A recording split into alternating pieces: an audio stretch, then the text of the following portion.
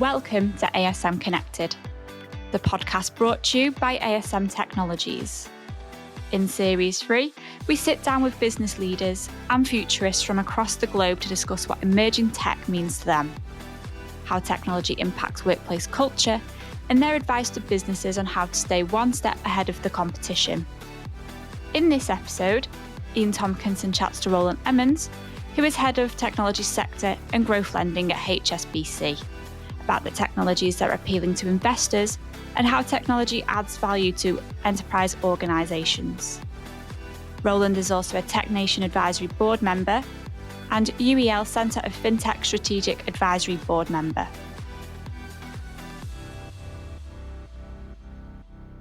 This is the ASM Connected podcast. I'm Iain Tomkinson, and today I've got Roland Emmans with me. Great to have you on the show. Thank you for having me. I'm very, very happy to be here, and hopefully I'll not do too bad a job on the questions. Yeah, no, well, nothing too tasking today, and thanks again for taking the time out. I know you're going to be a busy man. So I suppose really to just give the audience an overview of the chat that we're going to have today. We've got a bit of an outline plan. I suppose we're going to touch on emerging technology, innovation. We're also going to look at, the technologies that are appealing to investors out there at the moment, but also could technology help drive more value to us humans as well as the enterprise as well. So, that user engagement, which I think is really important these days. So I'll go straight in with a quick question in terms of, to start, as nothing too challenging, even though I actually said that and I thought, actually, that's quite a tough start. So in your role, you must speak to lots of business leaders from the tech sector. Do you look to the culture of the business and their growth mindset and their investability? Or is the technology the key driver, regardless of the people behind it? And I suppose that's a bit of a Dragon's Den type question, isn't it? So you said I wouldn't get hard questions. You're starting on a pretty difficult one. Let's have a go. Let's see what can come out of it. So if I told you that 30% of everything we knew from a sort of technology perspective was out of date each year, would that surprise you, Iain? Clearly, you're on the same wavelength as me. So it absolutely has to be around growth mindset, because if you follow that 30% logic through, albeit it's a little bit flawed, that means after 3 years, you know nothing. That's not true, because we're learning all the time. But the pace of change in the world at the moment is the fastest it's ever been, and it is only going to accelerate. So I fundamentally believe you have to have a growth mindset. If I look at some data points that may or may not help there. So the World Economic Forum in Davos, about 6 or 7 years ago, they identified 27 skills of the future. I simplified that down to 3 groups. One is about being a decent human being, so able to interact with humans, understand emotion, have emotional intelligence. Another one was about understanding technology, but you don't need to be a technologist. And I think we might touch on that a bit later on. And the third thing was just having a lifelong desire to learn, because given the pace of change, if you don't learn, you're going to be going backwards or standing still if you're lucky. So, when I'm talking to businesses, and I am incredibly lucky, I get to meet somewhere between 200 and 300 CEOs and business leaders a year in my job, from all sorts of areas, from very disruptive early stage scruffy tech that's changing the world to large CEOs of international PLCs that are very big tech enterprises. And if there's one thing that probably rings true across all of the board and all the different skill sets, is that those individuals are good human beings, mostly. Yeah, you can't, it's always somebody that proves the rule, but they've also got a desire to learn, and they have to learn and they have to evolve. So I guess tech is tech, but people are the enduring thing, because most tech businesses actually, when you get down to it, they are relatively tech agnostic, because if they didn't change, and they don't change, like your business and many of your listeners, if you don't change, then you're going to end up being a dinosaur. So quite a long answer to a not very easy question. Yeah, sorry about that for the first one, but at least it's got us into the flow of things. I always find as well, when, I spend a lot of time speaking to disruptive and innovative tech vendors, and I find as well that sometimes they have either got an amazing technology product that is really good, really disruptive, but they don't have the commercial awareness to actually sell that product into the right people to get themselves moving. And I think that's quite often their biggest challenge, is understanding the commercial side of it. And, quite often they're brilliant with the tech, and they've probably designed it, but they don't understand that, when you're going into that commercial environment and you putting that technology in front of the customer, that sometimes that commercial, your competitor that you'd be going up against, you might be half the price, you might have a better technology, but if they've got deep pockets and lots of rebates and events to throw into the mix, you're always going to come second best. And that's a real challenge that we see. Yeah, I think, whilst this is a relatively worn and well-used analogy, it's a bit like when Henry Ford came out with a Model T Ford. Everybody else at that time was trying to find a better horse. Well, a better horse wasn't the answer. Something different was the answer. The reason I say that is, I think the world has changed from technology being bought predominantly on a flashing lights, a technology spec basis, and probably that changed towards a more solution-driven, I've got a problem, I don't really care what the flashing lights are or what the tech spec is, please make that problem go away. I think that transition has probably made life harder for the sort of businesses that you're referring to there that may be technologically incredibly innovative or very brilliant, but if they can't convey that message and answer the problem that they solve for their customers, then it's just a bit of clever tech. It's not really a business, is it? No, it isn't. And I suppose you've just hit on something that I find quite interesting because, I'm used to dealing with people in the tech industry and, I've, spent my whole career in the tech industry. So I'm kind of quite used to understanding and articulating what they're trying to put across and the market reasons. But I suppose with yourself, you work for a bank at the end of the day. You're not a technology company. Obviously, you understand the technologies, but then you've got to sort of put that back to your colleagues. Is that sometimes, I suppose the finance side of the business, does that, I take it you bridge the gap? Yeah, I jokingly say three things. One, I've got the best job at the bank because I get to meet a load of interesting people and talk about stuff I think is interesting. I'm a glorified summarizer, and three, I'm a glorified translator.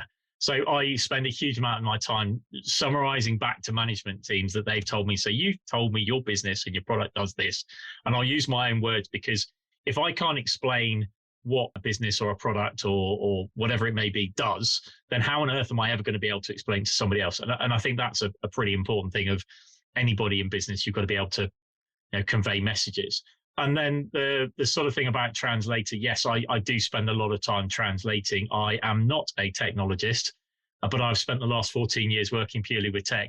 And a very long time ago, I used to be able to code. So I know a little bit about technology, but I'm absolutely not a technologist. But it's finding, and maybe this is able to simplifying it, but it's finding really simple analogies. I was talking to a colleague the other day, and I'm not going to mention names because they'll hate me for this, but one of their customers was looking to do some acquisitions. And I sort of said to him, okay, well, what are they interested in? And he reeled off this list. I said, okay, let me give you an example. So that's a bit like you saying that you want something for a house and you don't know whether it's a plank of wood for a skirting board or a bit of metal pipe or an electrical conduit.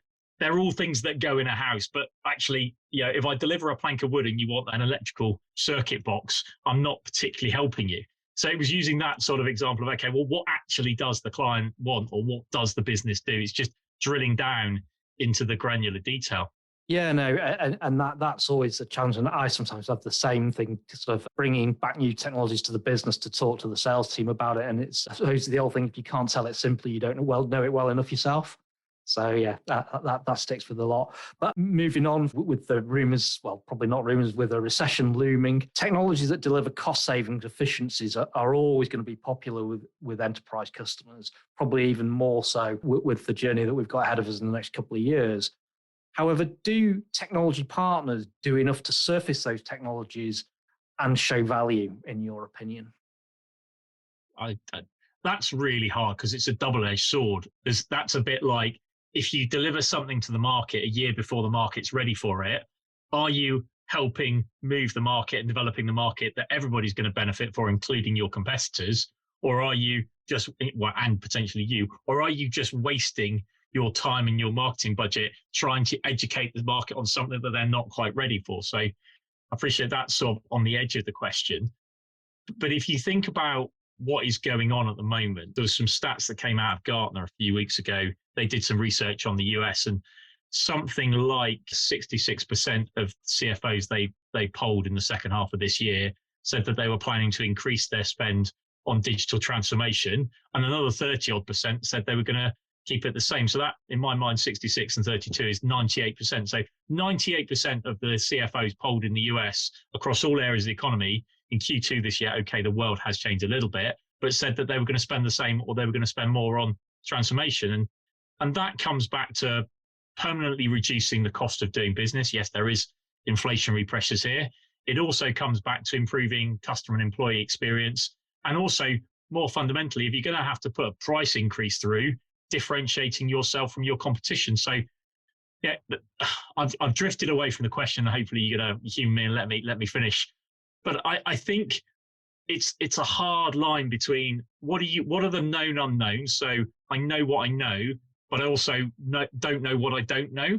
And how do you educate somebody on what they don't know? Because you may have a new shiny widget in your tool bag that could be just the solution to the problem that the customer wants. If you have a deep enough relationship with the customer that they will tell you what their pain points are, and you are a cute enough salesperson and willing to listen, then you've got the perfect solution. The counter of that is, I've got a shiny new widget. I'm going to ram this square peg into the round hole because I've got a shiny new widget. And I guess you kind of touched on the people piece earlier on. I'm a massive fan of psychology, and I think the collision between humans and technology gets overlooked too often. And ultimately, it's us that use technology. And human beings are pretty simple beings. There are three things that we broadly pay attention to: something that's going to hurt us, something that's going to benefit us, and something that we're interested in. So if you look at it from that perspective when you're selling, well, if you can get the interest of the person on the other side, if you're going to give them something that's going to benefit them, and if it's not going to hurt them, a bit like the old buy big blue thing, then you're probably onto a winner, aren't you? Yeah, absolutely. And I think you touched on an important point there. If you've got the relationship with the customer and you're prepared to listen, I think that they're real key standout points from that. And I think if you've got that, if you build that relationship, you build that trust, and someone says, I've got a piece of kit that's going to take some pain away from you, if you're speaking to the right people. Again, that's an important point. You can spend a lot of time talking about your shiny new widget, but if you're speaking to the wrong person. Yeah, but no, that's a valid point. It touched on the digital transformation there. Digital transformation is probably one of the most sort of top, apart from you're on mute, probably one of the most used terminologies in the industry for the last couple of years. Digital transformation in the enterprise is still huge. In your experience, are emerging technologies such as RPA and AI delivering enough value, or could organizations improve performance through delivering more human-centric technologies? I don't think it's an either or. We're recording this on Zoom, and I've managed not to get myself on mute at the wrong point yet, as far as I can tell. The question around that is, where are these new emerging technologies, whatever you want to call them, whether you want to go all the way to quantum, or whether you want to think about robotic process automation or AI or machine learning, which is machine learning is probably more heading into the mainstream than any of the other things. How overhyped are they? Are they being used in reality? Yes, some of them are. Have they got fantastic use cases? Yes, they have. Are they mainstream? No, they're not. But if I just park that for a second and go back to digital transformation, if you ask 10 people what digital transformation is, you'll probably get 11 different answers, because nobody really knows what it means. And it means something different to everybody. Too many people think of it as, I've got to go and spend 5 years and 50 million quid on a shiny new ERP system. And when actually it could be as simple as just moving something onto an app off a paper-based system. So let me revert back to the question. Some of this technology is absolutely overhyped, massively. The hype cycle will lead to, at some point, if people continue to invest in it, technology continues to improve, it will get really, really good. It's not there yet.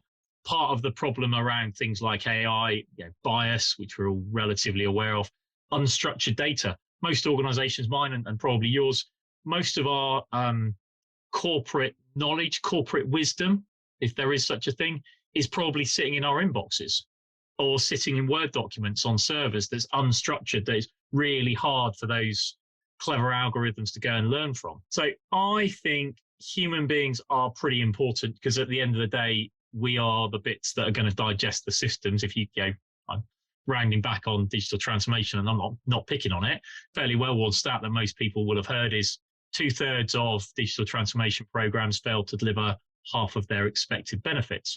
Well, why is that? Well, the first bit of a budget that usually gets cut is the training program. human beings. You might want them to use your system at the end of it. The second bit that often gets forgotten about is, why are we actually doing this? So selling the benefits and selling the reasons to the end users, human beings. And then there's this massive inner sort of threat where humans often go, I don't like change. I feel threatened by it. I'm going to find a way around it. Right. Well, if you lay those three over on top of each other, you end up with a situation where there's not enough money spent on training, hearts and minds haven't been won, and human beings are going to find their way around it. And funnily enough, an adoption doesn't work very well because people haven't been trained and they haven't had hearts and minds won. So I think too often there is a lack of thought that goes into how do you actually land it? How do you get the human beings, the 70% water things, how do you get them to actually deal with it? I'm about to contradict myself, and I know that. But there is a change coming, or there's certainly a change in part of the market. If you look at cyber, for example, no matter how much money you throw at cyber, unless you completely take the human beings out of the process, you've still got a massive threat vector and a massive point where there can be problems. So that market particularly is focusing on the human beings and, well, yes, there's still really good tech going through that, but actually training us to don't click on the link that's phishing, or don't click on the Christmas card that's actually a Trojan injection. And they're really getting to think about the human being piece. And I do think over time that's gonna evolve into more of the software and more of the digital transformation market. So potentially a little bit opinionated, but I'll give you some thoughts there. Yeah, and I suppose I'm always a little bit sort of particularly about the training piece. We've talked about this a lot internally, and about how sometimes enterprise level tools can be so complex that you actually need that training. However, a lot of your users that are using that stuff, they're using things like Instagram and Facebook on a day-to-day basis. They have no training on how to use that. Is that down to the tech companies? Should they be improving those apps to make them more, those software things, more human centric? And I think there's a big win there somewhere, isn't there? Because that would take some serious cost out of businesses as well. I mean, there's an interesting school of thought developing exactly off that. During COVID, we saw people just using consumer goods, consumer electronics, which evolved really quickly, apps, the supercomputer that runs all of our lives. We just have the apps that work for us, and it's just really, really easy. As you say, we don't need to learn how it works. Enterprise IT, layering up more clever functionality on top of it because that justifies a price increase, and somebody's asked us for this, so we'll deliver it. That creates some really interesting challenges. If you move to a more software as a service, consumption-based model, people are only going to pay for what they're using. So actually just layering on extra whiz-bang functionality because it's really good. If people don't use it, they're not going to value it. So it's not like selling a perpetual bit of license. You sell it once, you get all the money up front, you forget about it, as long as you sort of serve people and they don't kick up too much of a fuss. I'm being slightly facetious for effect there. Versus SaaS, where people are going to pay on a per use or per seat basis every year. And if you don't deliver value to them, well, they're probably going to move because there maybe isn't the inertia. If it's in the cloud, it may be easier to transition to somewhere else. So you've really got to demonstrate value. And that value perception, I think, is different. And I think people are having to get their heads around what is value. Value isn't lots of bells and whistles if nobody uses them. I completely agree. I've actually had that very conversation at the end of last month with one of our vendors, and it was actually a largish opportunity. And they were like, "Oh, this deal's going to close. This is it." And they're getting all excited about it. And I was like, "Actually, we've spoken to the account director who's really close to the account, and they're saying that you gave them X number of licenses last time round, and they haven't deployed them all. So why would they be renewing for another 2 years with additional licensing if they haven't already deployed what they've got?" There's obviously a value issue there. And that they really did struggle to sort of understand that, and pushing back onto the vendor going, "No, I don't think your deal is going to be as sweet as I think it is a real challenge at times. But yeah, that we could talk all day about that consumption-based model. It's very topical at the moment. But you touched on something else there about AI and bias. And I'm really, one of the things that I've been speaking to people a lot about is technology such as AI are coming under, the scrutiny around the bias that they may have.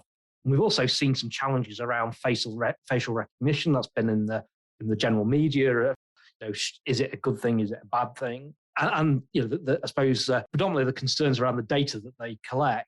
How aware are investors or tech companies in particular aware of the ethical environmental impacts that the technologies that they sell and produce have? I suppose I'll give you an example. I was watching a BBC documentary last night, and it was about vertical farming. Really great concept. And then they started off, and I was like, oh yeah, this is a great idea. And then they started talking about the cost of energy's impact on them. We all know that, you see these documentaries about these weed farms and they can find them because the house is giving off so much heat and it leaves a thermal imprint. And so they were talking about this, they got LED lighting and that lot, and they were saying that the energy cost is having an impact. But then they were saying, oh, well, we're going to have solar panels to, I suppose, to impact that. And I'm thinking, the land that you're going to have to put the solar panels on is probably going to be as much space that your farm would have taken. And so that was an environmental impact. But again, the tech industry at the moment isn't particularly as green as it is. And is that something that, the banks and investors are considering now? Is that environmental impact on it? Yeah, absolutely, massively. I spend probably a third of my time with private equity or with VCs, and they're all looking at what is the ESG strategy, so environmental, social, and governance strategy of their firms that they're looking in. What is the move to decarbonisation? What is the move to energy efficiency? I was reading some stuff earlier on this morning. So about somewhere between 2 and 3% of the world's power consumption goes into tech in its kind of largest, most pervasive. Most of the carbon of that goes into the embodiment of the actual machinery. So the servers, the laptops, those sort of things goes into precious metals and the things that come out of the ground for those. So actually circular economy, can you reuse stuff? Can you just even simple things like for users, instead of sticking something on an email and it getting sent around 50 different people, can you stick it on a SharePoint or in Teams? Then it's only in one place. Because actually when you start doing that at scale, you save a huge amount of servers and you save a huge amount of storage. And actually some of that simple stuff people are now beginning to get. Data centers, where are they? What do they look like? Are they up in the Nordics? Are they on a nice cool breeze going through them so they're not using energy? Can you we're doing some work with a Scottish hosting business where they're working with a university to recover energy that's coming out of their data centers and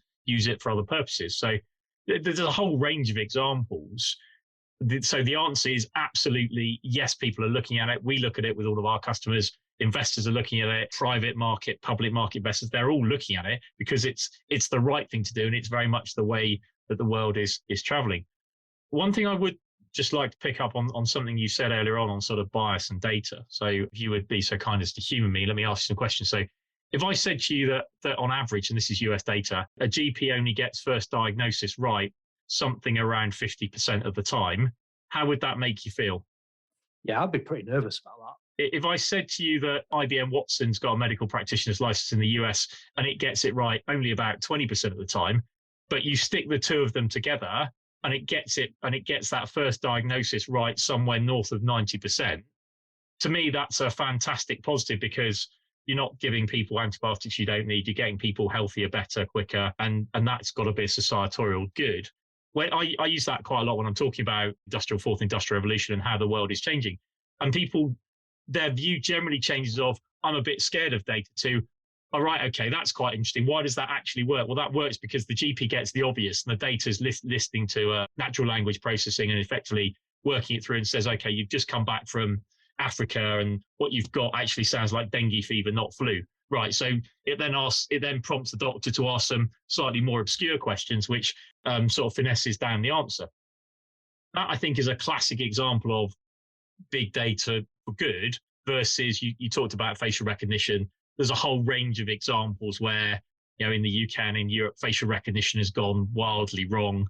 And yes, it's achieved some of its ambitions and some of the pilot test, but it's also a whole raft of law of unintended consequences. As far as quite a famous case the police force of Wales did, I think, at a Cardiff City match, and this is off the top of my head, so I'm probably going to misquote the stats, but I think they put the 60 most wanted people in Cardiff that they hadn't managed to arrest. They put their facial ID in and they scanned all this crowd as they came in, and they managed, I think, to get 5 of them. But unfortunately, there was something like 95 false positives, people who were kind of effectively not quite arrested, but pretty nearly arrested because the technology says, oh, you're somebody. Well, actually, no, they weren't. So there is a huge amount of work that still needs to be done on that. But the trouble is, we as human beings need to differentiate the good stuff, get you better quicker, from the bad stuff of, well, facial recognition is not quite out there yet, Big Brother, and all of the associated dystopian views around that. Yeah, I must admit, I think those technologies can do so much good, and I have read quite a lot of the articles about Watson, and I think the rate in which they diagnose cancer was something like twice as fast and 86% more successful in its own right, and I think it justified it just from that kind of data. And I find it bizarre, and I always say, it's like, I suppose the same was with CCTV many years ago. And I was always like, well, if you're not up to any no good, then it's not a problem, is it? And I'll say, if someone was to abduct a family member and you had CCTV there to help recover them quicker, then obviously, that's a good thing, isn't it? So it's down to personal preference, I think. In terms of sort of touching on the investment thing, obviously, I speak to a lot of US-based companies. I've spoken to people that have worked on the venture capital side, bought and sold companies a great deal.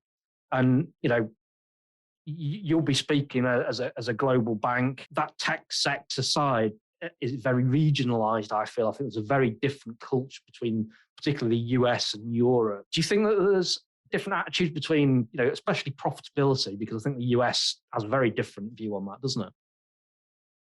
Yeah, I mean, if you go back a few years ago, there was a bit of a view, and maybe it still holds true now, probably less so in the last 2 months.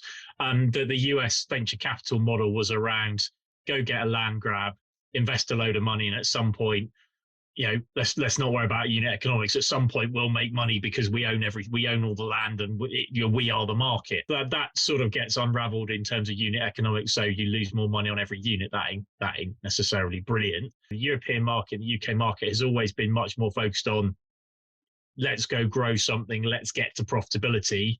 Maybe the fact that the European and UK markets are overall smaller has driven that mentality, and the US market is bigger and there's more money. I don't know. I'm not close enough to what's happened in the US over the last couple of months, but certainly in Europe, and I hear noises coming out of the US VCs, probably both sides of the Atlantic, are saying to all of their investee companies, please go and focus on profitability. We're not just going to keep throwing money at you. You need to actually become, God forbid, a proper business. That's maybe a little bit unfair, but you need to transition into actually selling stuff that makes money off each unit or gets close to it, and demonstrating that you are transitioning into a long-term viable proposition versus an earlier stage high growth that's absorbing a lot of cash as it grows. I was speaking to someone recently over lunch in London a couple of months ago, and we were talking about obviously the winds changing in the US in terms to the growth, and they're saying that 18 months, 2 years ago, the investment, and the money that companies were raising was 100 times value. And they said that it got to an insane level that people were raising very, very quickly. And now in a very short period, that's coming down to about 10 times in as many months, really. And they said that was a real worry and a sign that investors are getting a little bit nervous, and that they say everything is overvalued, basically. Yeah, so I'm no expert on the US market, but I've got a pretty good view on what's going on in the UK and the European market. And those stats are broadly correct if you look at money that's been raised by venture capital backed businesses, VC backed businesses. But then when you scratch below the surface of what does that actually mean, the sort of what I would describe as the core venture capital investing, so investing in businesses that are on a high growth trajectory, that are loss making and are doing something different, that Series A, B and C type earlier stage stuff is still absolutely going at a similar sort of level that it was.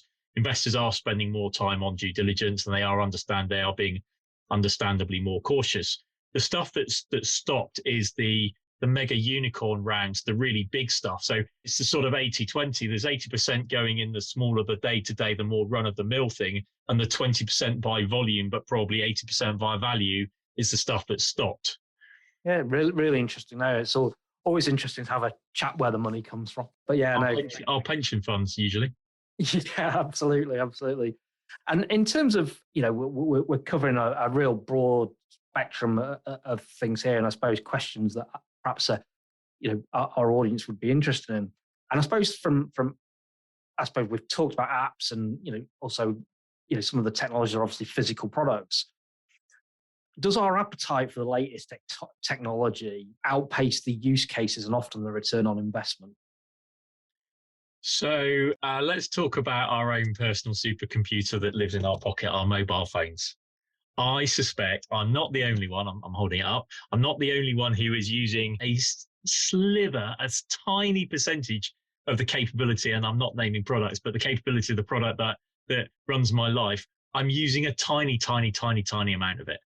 Does that mean I won't go out and buy the latest one when it comes out? Well, the one has just recently come out and I'm thinking about buying it, even though it's expensive, because I want the latest, shiniest, et cetera, et cetera. So there's such a natural contradiction there. And again, I don't want to kind of overlay the psychology of it, but it's just like we are human beings. It's the way we are. We like shiny new things. That does actually, back to some of the circular economy stuff we talked about earlier on, that does create some problems because, as an enterprise user, if I can deploy 2,000 laptops that have been repurposed, that have been re-engineered, and they're 50% of the cost of the new ones that are exactly comparable, why wouldn't I do that? Well, why wouldn't I do that? Well, I'd have to be pretty comfortable on the data, and I'd have to make sure the devices were secure, and I'd have to make sure they did what they said they were going to do. If all of that worked, then I'd absolutely do it, but they'd have to look and feel like new ones. Because I think most of my users, if I said, here's a new laptop, but it's pre-owned and it's worn and it's broken, people aren't going to like it.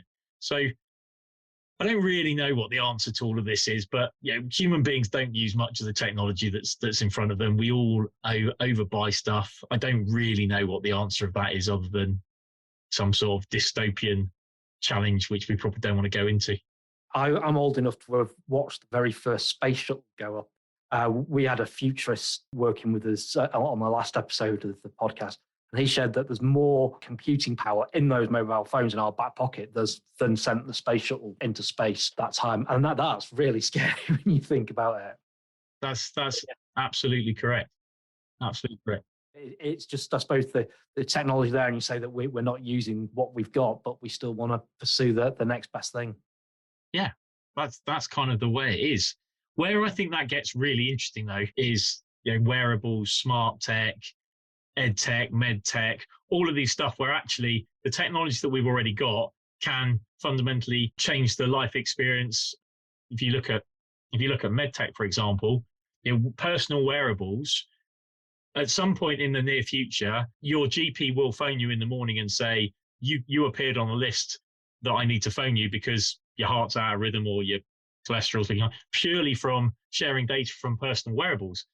And that to me feels like a fantastic thing, assuming you get over the data issues around it, because it will move from a sort of a reactive, i.e. I'm ill, I've had a heart attack, I'm killed over, to a proactive, right, well, if I don't do something, something's going to happen. And I think that's where some of the power that these things that we carry around that we just don't know about can be incredibly telling for us, whether that's medical tech, whether that's ed tech, helping people learn to read, helping people who have got learning difficulties with all sorts of challenges, and helping bring their different perspective into the workforce and into the world.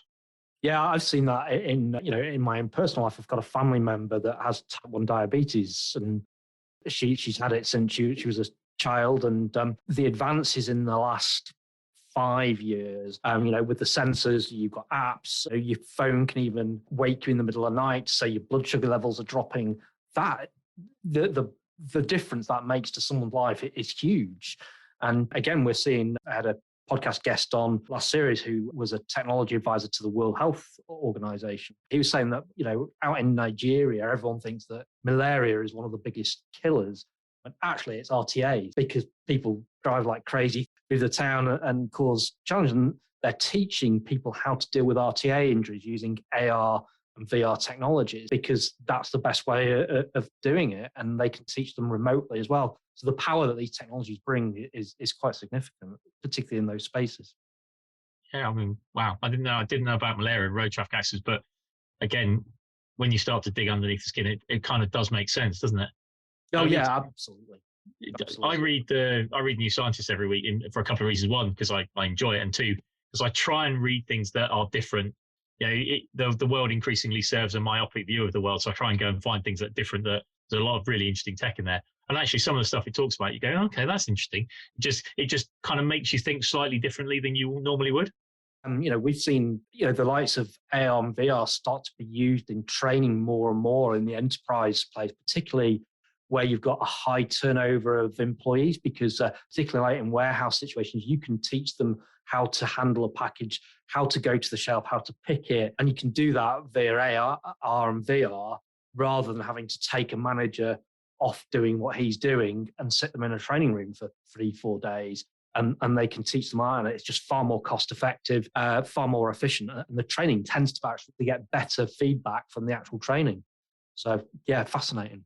Yeah, I was looking at something a while ago, which was the use of virtual reality and augmented reality training in high risk environments. So nuclear decommissioning, and with the fire services around getting people out of aircraft where there's fuel fires, where quite a difficult place to go and train both of those environments, because you get either of them wrong, you probably only get it wrong once.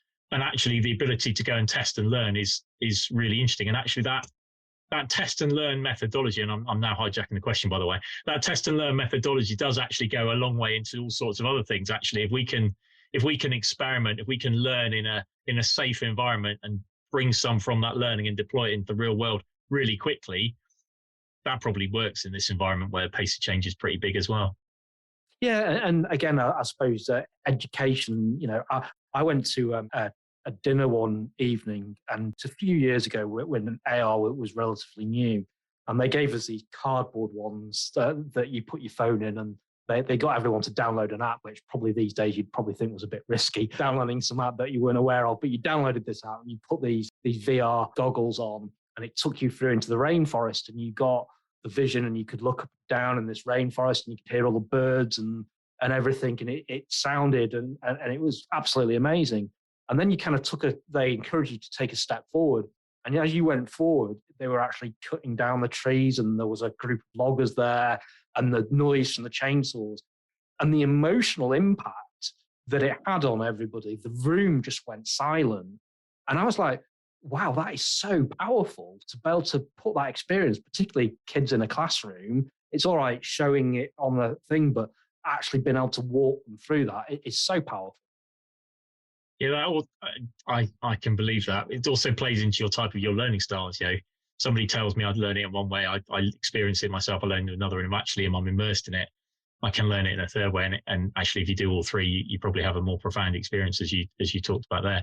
One of the problems and challenges of all of that is the software is there and the hype is there, but the technology is not there yet. I don't know if there are loads of brands. You stick the headsets on, they're pretty good. Move your head, up and down, that all kind of works. You then put a glove on your hands, that works to an extent, but the immersive experience isn't quite there yet. I'm a bit of a fan of Star Wars and Star Trek. If you look at Star Trek and the holodeck, that's really where we want to get to. We want to get to that full-on immersive experience where we really are in that alternative world. All of that said, I was talking to a business beginning of this year where they use augmented reality in building maintenance, property maintenance business, where they've created some very clever software that effectively takes the plans, the schematics of where the pipes and the electrical conduits in the wall should be being the key word. And then when an engineer's in the building, he can basically hold his phone up with some clever internal location technology, and it shows him, right, don't drill there because there should be a water pipe. Where that technology is falling down at the moment is the stuff isn't always built where it should be built. So sometimes it says it's safe to drill a hole there, and then they find that they can still do all the usual stud checks, etc. But sometimes, again, I don't want to overlay the human being, but it's all very well planned saying X, Y, Z should be there. If it's not there, or it's somewhere it shouldn't be, you can still have a problem. Yeah, very true. And that's even, in some sites, they won't even tell you where it is. I've got a friend who's a contractor and he works on nuclear sort of pipes and stuff like that. And everything's on a need to know basis. So he'll say, oh, I'm going to run a pipe down this wall. And they'll say, no, you can't do that. And then it'll be, well, what's behind that wall? I can't tell you that. So yeah, absolutely. Yeah, you've got to rely on that human element. And I suppose just moving on, I'm conscious of your time. We've been working with tech startups and what people call hypergrowth vendors for years. And we're talking leaders in the likes of synthetic data, metaverse, and technologies that excite the security services. A lot of really cool stuff. What technology would you be backing to be the next in demand for the enterprise space? And I know that's a huge, huge ask, and it's everyone's going to have a different opinion on it. So it's just really your sort of opinion. So we talked a little about augmented reality. So the metaverse, I think, is going to be quite interesting. I don't think it will be owned by Meta, and I don't think it will look like the metaverse looks like today. But whether that's Web 4.0, 5.0, whatever that looks like, it will be something else that is some sort of immersive environment. It's not, we're doing this over Zoom today. It's not a big leap from having a conversation over Zoom to having a conversation in another place. And that's kind of what I see the metaverse being. From our firm perspective, we've sponsored a football stadium or sports stadium there, and we've got some branches in the metaverse, and we're working really hard to try and think about what might that mean for us, more importantly, what might that mean for our customers going forwards, and what might that mean for business. So I think that's an interesting area. We talked a little bit about some of the medtech, edtech stuff. I think they're really interesting. Cyber's not going anywhere, unfortunately. Quantum will potentially materially change that environment. Again, that's probably a little bit further away, but if quantum computing gets cracked, then quantum encryption becomes really interesting, because otherwise all of the encryption that's used around the world is almost instantly crackable. And then almost bringing us back to where we were starting earlier on, because you were asking about investors' views on sustainability and the whole green environmental challenge. That, I think, is a massive area of focus at the moment, whether it's clean tech, climate tech, decarbonisation, energy efficiency. There's a whole push in that area. And the more you dig into it, the more you find all sorts of other areas that are branching off it. Yeah, no, and I must admit, I suppose a number of those. So yeah, I suppose the green tech side of thing is huge, and we as a business have got a lot of focus on that ourselves at the moment. But I suppose when we're looking at technologies such as, and I always think if you could have a football stadium and have that as virtual, where you can be next to your mate, watch the same game as your mate, you can choose your seats, and you can kind of get that immersive experience. And if you're if you're one of the big clubs, and we won't have the argument over who's a big club or not, because that we could be here all day. But some of those big clubs that have got a global fan base, if they can get that right, the money that they can make is just going to be immense. Because even if you sell a ticket at $3 a ticket or something like that, and you've got a million fans that could drop in and watch that, that's just insane, isn't it? I think the concept's there, and it's there in principle, but the computing power isn't quite there yet. But again, if quantum kicks in, who knows? So I think all of that stuff is a fair shout. I'd probably, I'm more a rugby man than a football man, but don't hold that against me. I'd still probably want to go and actually watch it and experience it, unless you can have unless it is that immersive that it feels like the real thing. At least I probably wouldn't get quite so cold sometimes sitting watching rugby. Yeah, and at the moment, I think they look too much like Minecraft to be able to the experience is a bit like being in a Minecraft setup rather than a virtual space, isn't it? Yeah, but don't knock things like Minecraft and Roblox, because they're just another example of a metaverse just in a different sort of place. Yeah, I just my daughter absolutely growing up absolutely loved Minecraft, and I still to this day don't get it, because it's kind of like the graphics that I grew up with on my ZX Spectrum. It's that's another conversation. I suppose this is probably a controversial question for my last main question. Are banks and financial institutions in danger of being heavily disrupted by the very technology that they're looking to invest in? So I can only really give a view on where we are. A bit like that point I made earlier on about tech firms actually being technology agnostic. So HSBC's been around for a long time, let's say a couple of 100 years. You don't exist for a couple of 100 years without evolving. Even if you just look at how we talked about mobile phones, if you look at how the world has changed in the last 20 odd years since the iPhone was. So project that back. We spend quite a lot of time actively working with earlier stage disruptive businesses. We've got an investment unit that invests in the technology that we're using to change ourselves. I think the way the world is going is you will find more of the big brands, they'll be buying up the disruptive tech to use into it. But actually, some of the changes that outside of that, the changes are coming from left field. It's a bit like the auto manufacturers didn't really take Tesla seriously. So the banks, as far as I can tell, and it's not the area I particularly focus on, although I have a bit of a view on it, are taking very seriously the threat from non-traditional banking sources, how the world is changing. But you sort of then come back to, well, if for example, we've been around for a long time and we've got a big customer base and we're trusted, and trust is probably one of the biggest things that does come out when you start talking to consumers. Consumers will trust brands on their perception of the brands, and the perception of the brand is something very different to the size of the business. So there can be some very early stage businesses that have got very strong brands that are perceived to have very strong value and be very trusted. So, I mean, if you look again at the banking piece, the traditional banks will be trusted. We've seen some unfortunate, pretty bad things going on with crypto over the last 6 and 9 months, and maybe the NFT bubble has burst. I think that will cause people to look back at more traditional financing partners or financing sources. Banks and other large institutions have got to continue to evolve, and they've got to move with the world back, almost all the way back to question one, where if we don't evolve, the world's going to evolve around us. And if we're not careful, we'll be dinosaurs. I can certainly say from HSBC's perspective, we're investing a load of time and money and effort, not only in today, but also in the future, and making sure we're delivering what our customers need for today, and also helping them and us think about what might they need for the future, what might tomorrow bring. We talked about the metaverse. Is that the metaverse? Is that Web 4.0? Is that something we don't even know about yet? Only time will tell.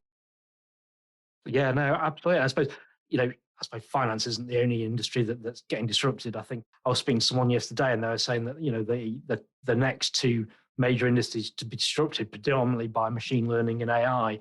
One will be law, and the second will be basically accountancy, traditional accountancy, which is there. But I had a stat thrown at me which sticks in my brain the other day, and it was Starbucks. And through we will see Starbucks as a coffee shop, but Starbucks through the way it's evolved, and predominantly through its loyalty cards. So these people have these cards, they put a deposit on it to go and get their coffee, and they get some benefits out of the back, probably a free coffee. Apparently, Starbucks, through that scheme, now take more deposits than 70% of some of the banks in the US. Wow. So effectively, Starbucks is actually a finance organization now. That's mad. That is absolutely mad. I can believe it, but it is mad. Yeah, it is crazy, because it's probably lots of people with $20 or $30 going into it at a time or whatever. And if you think that's globally with the reach that they have, that's going to be a big number. The disruption point you make there around, for example, legal, I think is really interesting, because you can see how legal precedent checking can get done by a bit of algorithm, a bit of clever software. But you then have the problem that if you think about it today, how do senior lawyers get their experience? Well, they come up through the ranks of checking documents and doing bits of process, and that's how they get it. If the technology takes over that bit, how do you get the people that can give the advice and the insight? Because you can only do that if you learn through the way up. So that will require an entire, not just change of how the industry works, but an entire change of how you educate and how you develop people. Because the value add bit, my industry may be to the same thing. The value add bit is the guidance and the advice and the insights that you can bring of, it's all very well the computer telling me the precedent says that and this says that. Yeah, but what does that actually mean for me? And computer can't tell you that, certainly can't today. That's where the human being comes in. So to steal a quote from a guy called Iain Stewart, who's the CEO of HSBC in the UK, he says, let the machines do the ordinary and let the human beings do the extraordinary, which actually kind of in that context makes sense. Yeah, and I think there's, I've again had this conversation recently where I think people sometimes have got very complex problems. Perhaps legal, it's going to be hugely and then someone's very simply going, "Oh, we can do that with an algorithm." That's fine. Where in reality, you're giving a very simple answer to something where people would sit in a room for very clever people, far cleverer than I'll ever be. They're sitting in a room for years on end trying to fathom this out. And it's, oh yeah, an algorithm could do that. And I think sometimes trying to provide that simple answer to a complex solution, you've got a way to go yet, I think is where we are with that. Yeah, absolutely. So just a couple of wind down questions now. And I suppose technology is creeping into everybody's home these days. So I'm going to ask you for smart home or leave it at the office, the technology, but that being. Is there a halfway house? So I'm not a big fan in Alexa, and I'm not a big fan of voice control. But that I've got various cameras that we use at home that automatically arm themselves at night. And, that type of technology and things, IoT sensors that do stuff, turn lights on, turn lights off. So actually, I'm kind of firmly in the middle of, not a big fan of voice control, but actually stuff that makes my life easier, lets me know when the cats are in or the cats are out, that sort of stuff. Yeah, I'm probably into that. So you've not gone full IoT at home then? No, I know people who have, but no, not me. Yeah, I know a few have as well. Yeah, I think they've got too much time on their hands myself. but there we go. And last question, what's your favorite tech gadget? Oh, I want to give an answer that's not my watch, but I'm struggling to give an answer that isn't my watch. So I've not got a particularly clever smartwatch, just a Garmin one, but it gives me my heart rate. When I go sailing, it tells me how fast I'm going. When I go running, it tells me all that sort of stuff. Got maps on it, puts my text messages up. Just generally makes my life a little bit easier. And I only have to charge it once every couple of weeks. So that one works for me. Yeah, I'm with that. There we go. Yeah, old Garmin. So there you go. Yeah, no, it's the thing I like about the watch is if you're in a meeting or something like that and you get a notification, say your next meeting's coming up, it just buzzes gently on your wrist. So you don't have to look at your phone. So you're not looking at being rude or anything and looking at your phone. So I also use it, and this is back to some different. I spend quite a lot of time when I'm in London. I'll try and generally walk between meetings because I can do phone calls and I can do stuff rather than being on the tube and not being productive. And actually, just one of the great things of on your phone, it's giving me directions and it's just buzzing once or twice on my wrist for left or right junctions. It just makes it kind of really back to that real simple stuff. Yeah, it's probably a lot of what we've been talking about today is actually cutting through the complicated and how can technology help with the simple things, making our lives easier and better.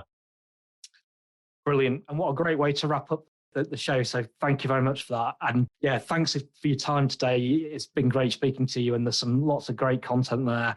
And so I could probably spend a lot of time chatting to you about all different technologies and the world out there, but obviously conscious of everybody's time. But a big thank you for joining us today on the show. Yeah, thanks again. Thanks for having me. It's been a lot of fun. Thanks for listening to this episode of ASM Connected with guest Roland Emmans. If you've enjoyed this episode, subscribe now to make sure you never miss an update and check out other episodes in the series. To find out more about the team at ASM Technologies, visit asmtech.com. This is ASM Connected.